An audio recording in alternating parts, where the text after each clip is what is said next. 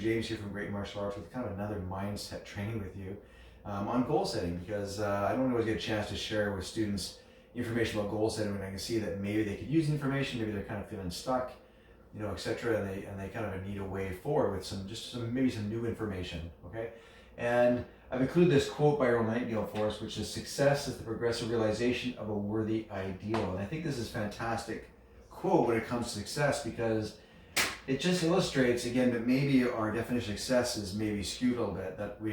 Success isn't necessarily when you've attained the goal, but it's once you've chosen a worthy ideal or worthy goal. As long as you're progressing forward towards that goal, you're making progress, then you already are successful. And the definition of mindset towards a goal setting that I've always kind of adhered to, which is really success is 5% strategy and 95% mindset. So that's why we're talking about the mindset of goal and not necessarily the strategy right now. And I'm going to include the 3 different types of goals and 3 reasons why we don't necessarily always achieve our goals.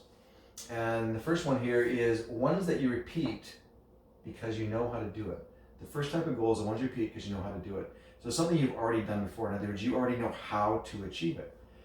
The second type is ones that you think you can do.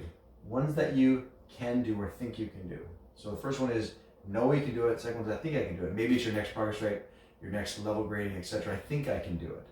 So that might be, your B type goal here. And the last one here is ones that are complete fantasy, right? These ones we have no clue how to do. We have no clue how to get them. And this is the ones that we want to set for ourselves, because that is the one that's going to give us the most amount of growth, right? You don't have to know how to do it. You just have to make a decision to go and do it. And the how will figure out itself once you've already made the decision. Once you've decided, the how will start to kind of work itself out. I'm going to illustrate this really quickly. So back when I was training in Calgary under Sifu Brian Wadney, and I was training in Wing Chun, I'd always wanted to find a Wing Chun instructor. It was really difficult to find, but I finally found one. I was so excited to start and begin. And within a year's time, he came to me and said, "Hey, have you ever thought about teaching?" And I was like, "No, never thought about teaching." And shortly later, I made that, this goal here. I had no idea, and I didn't know I could do it. I had no idea how to do it. So it was kind of a fantasy goal for me to teach martial arts. And so I got involved in the apprenticeship program there and started teaching in Calgary. And then down the road, he said, "Hey, have you ever thought about opening up a school?" And I was like, "No, never thought about opening a school." Keep in mind, I was working as a chef. I've been doing the martial arts since I was 14, and I just did it because I loved to do it. I had no desire or no inclination in my mind yet that I wanted to teach, open up a school, make it into a profession or business, etc. So he was kind of planting seeds with me along the way. So shortly later, I made that C-type goal here, the fantasy goal, that okay, I'm going to open up a school someday. And Esmeralda and I moved to Okanagan, a few years later, and we opened up the school not knowing how we were going to do really anything. We had no idea how we were going to run a martial arts school, but we made the choice and decision to do it anyway. And so far it's worked out pretty good. Yeah, worked out pretty good. But the point is, I made these type of goals, we made these type of goals, and we really had no idea how we're going to do most of the things that we've done. In our last move here, 15 years ago to our current location, when we outgrew our other location, we made the choice that we had to move. We needed a much better and much bigger facility to house all of our students. And so we made the decision we were going to move. We didn't know how we were going to do it. We didn't know where we were going to move to. We didn't know how we were going to pay the rent because we weren't bringing enough income in to pay, once our rent doubled to almost tripled to what it was. But we just had the faith that if we made the choice to do it, that it would all work out and we'd figure out the how along the way. So here we are 15 years later in this facility. It's, again, it's worked out pretty good, right? But we didn't really know the how. And, a lot of these things that we accomplished, just to clarify, I didn't really know the steps. I didn't really know what I was doing. I didn't really know, that it was a fantasy goal versus, all this stuff. I started studying this, after that, and started looking at the things that we had accomplished, things that students had accomplished, and the reason that even students were successful and other instructors were successful when they made choices and made decisions, because it really fascinated me why some people would succeed and some people wouldn't succeed. And it wasn't because, this person was smarter than this person or more talented than this person, etc. Some just succeeded far more than others succeeded at whatever they chose to do.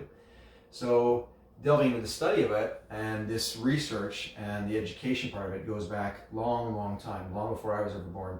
And I didn't create any of this by any means. I'm just sharing it with you after studying it for so long and trying to help you maybe simplify it a little bit at the same time. So my advice to you is, if you don't have a fantasy goal, is to pick something that it seems like it is a fantasy to you. But going back to a previous video, the first thing you want to do is really figure out what it is that you want. If you really just think about what you really, really want, chances are you'll eventually get to this place, right? And don't discard it because you don't know how to do it, right? Make a decision you're going to go after it, and make the decision in faith that it's going to work itself out. The how's going to come along the way, right?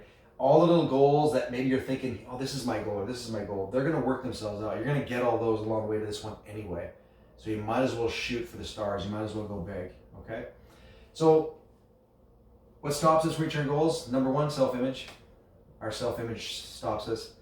And that is not believing in yourself some way, somehow. But it's not changing our self-image is number one reason. We set goals for ourselves, and maybe it's a fitness goal. Maybe it's I want to lose weight goal. Maybe it's a flexibility goal, etc. And we're trying to attain the new goal with the old self-image. We never change our self-image to attain the new goal.